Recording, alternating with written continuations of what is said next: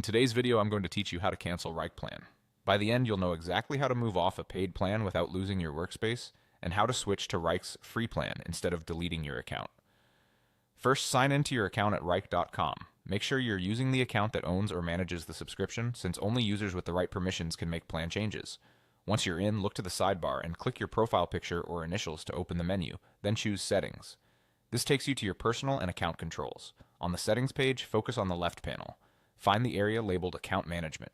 Depending on your layout, it might appear directly as Account Management, or it may be listed within a broader settings section in that same panel. Open that area to view plan and billing options. Inside Account Management, locate the option that says Delete My Account. You're going to click into that, but don't worry, you're not going to complete a deletion.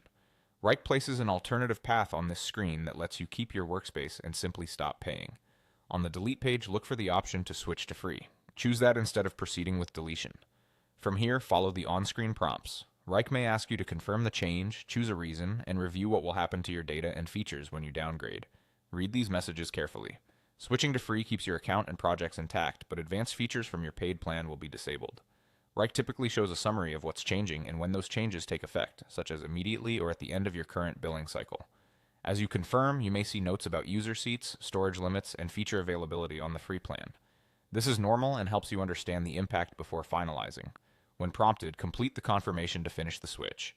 After you've followed the prompts, your workspace should remain accessible on the free plan. Team members will keep basic access, while premium capabilities are removed. Wrike usually provides an on-screen confirmation and may send an email detailing the change. If you're the account owner, keep an eye on that email for any final notes about billing or timing.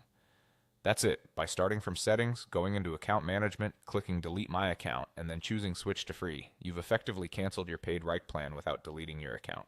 Thanks for watching, and I hope this helped you transition smoothly.